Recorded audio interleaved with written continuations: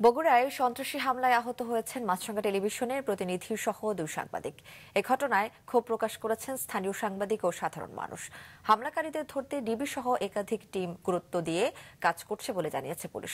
অন্যদিকে মৌলভীবাজারে সন্ত্রাসীদের ছুরিকাঘাতে নিহত হয়েছেন এক আইনজীবী। Desk report.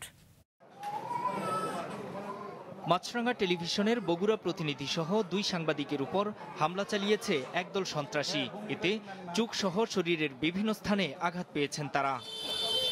রোববার দুপুরে বগুড়া শহরের জলেশ্বরী তলার লাবাম্বার মোড়ে হামলা হয় মাছরাঙ্গা টেলিভিশনের জেলা প্রতিনিধি খোরশেদ আলম ও স্থানীয় অনলাইন পোর্টাল বগুড়া লাইভের প্রতিবেদক আসাউদ্দৌলা নিয়নের উপর।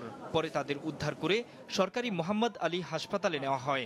ডান চোখে গুরুতর আঘাত পেয়েছেন নিয়ন। যে ওরা কারা এগুলো কোনো কিছু আমরা যে কিছুই বুঝে ওঠার কোনো সুযোগও পাইনি বা এখন পর্যন্ত তাদেরকে আমরা চিনি না।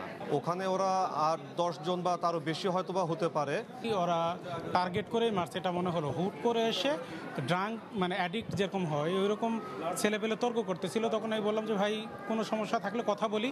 ওরা কথা বলতে চাইছি যখন তখনই আমার যেখানে হিট করছে, আমার মাথায় বেশ কিছু মারছে। আমি মাথা ধরেছিলাম। ওরা ডেগার মেগার মানে চাকু টাকু বের করে মারতে লাগছিল। তখন আর পক্ষ বলতেছে চাকু দিয়ে মারিস না, চাকু দিয়ে মারিস না, হাত দিয়ে মার, এরকম ওকে তো মারলো।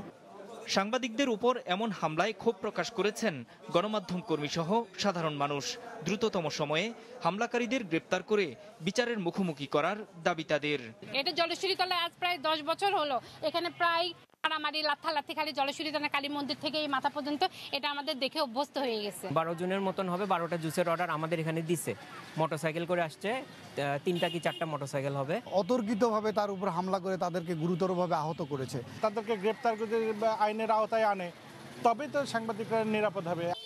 পুলিশ বলছে জড়িতদের ধরতে একাধিক টিম গুরুত্ব দিয়ে কাজ করছে। আমাদের পুলিশের টিম সেখানে গিয়েছে, একাধিক টিম কাজ করছে। ডিবি টিমকে দায়িত্ব দিয়েছি। আমরা আশেপাশে যে সিসিটিভি ফুটেজ আছে সেটা আমরা সংগ্রহ করার চেষ্টা করছি। যারা ঘটনা ঘটাইছে অবশ্যই তাদের আমরা আইনের আওতায় নিয়ে আসবো। এদিকে মৌলভীবাজারে সুজন মিয়া নামে এক আইনজীবীকে ছুরিকাঘাতে হত্যা করেছে একদল সন্ত্রাসী। রোববার রাত 11টার দিকে শহরের পৌরসভার সামনে তার উপর হামলা চালানো হয়। নিহত সুজন পৌরসভার পূর্ব হিলালপুর গ্রামের বাসিন্দা।